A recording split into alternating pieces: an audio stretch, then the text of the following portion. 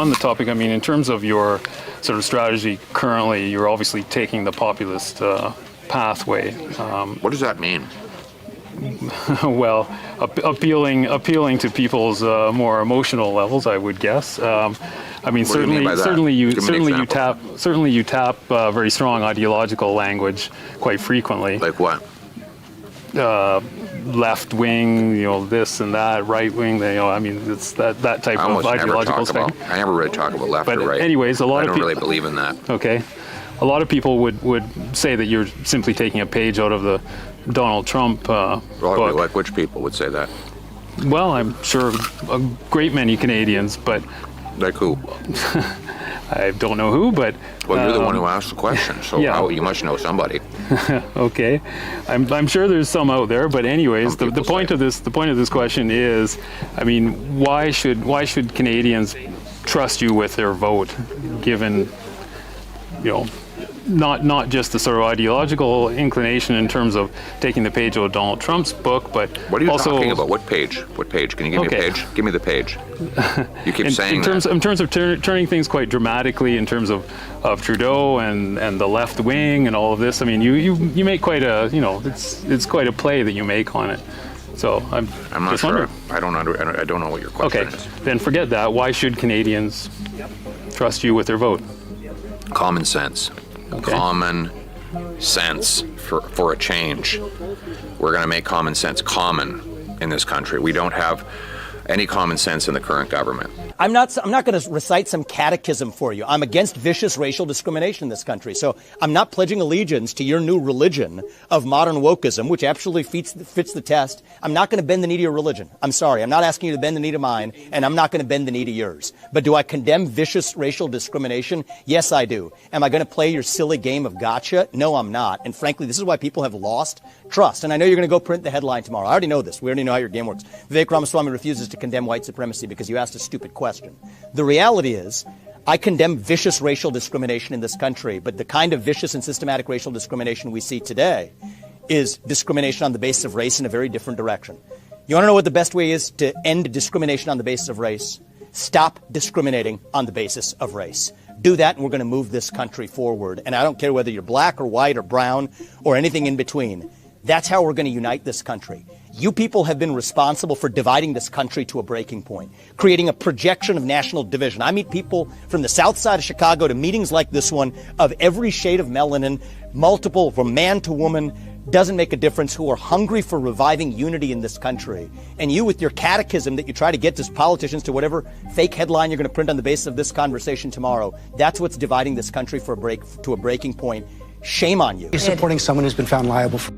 I just answered your question. What is the answer? He was not found guilty in a criminal court of law. It was civil abuse. It wasn't actually rape, by the way. And E. Jean Carroll joked about all the money she's going to get and made a mockery out of this case. And I think that's offensive. There's a reason why women don't come forward. And when you have someone who says that and they make a mockery out of this civil court judgment, it's offensive to other women. It makes it harder for other women to come forward when another woman has made a mockery of it. You said women don't come forward because they are afraid. They are afraid because they are defamed by those who... You're trying to shame me this morning. They are afraid to come forward, as you said, because they are defamed by those who commit the... That's what Donald Trump has been found guilty of doing. He defended himself over that and denies that it ever happened, but he was not found guilty in a criminal court of law. Mr. Trump, a group of national and Iowa pro-life leaders are circulating a letter that says anyone but Trump. Effectively, they say you can't be trusted as a pro-life advocate. Well, that's okay. I mean, that's their opinion. Look, I'm pro-life, but that's their opinion. And if they want to do that, hey, all I can tell you is this. As you know, I'm pro-life.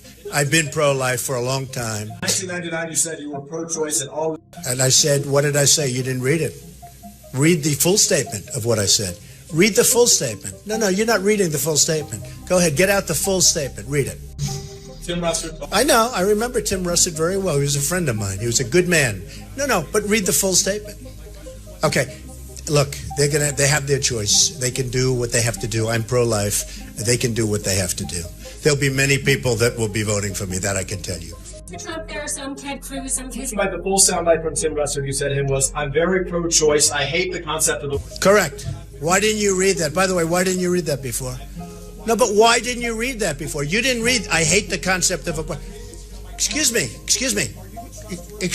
very trustworthy, more so than you. Because you know what? You didn't read the question. See, when you quoted Tim Russett, you didn't read what you just said. Read it again. No, read it again. Go ahead. Pro-choice. I hate the concept of abortion. Okay, you didn't read. Why didn't you say, when you asked the question before, that I hate the concept of abortion? No.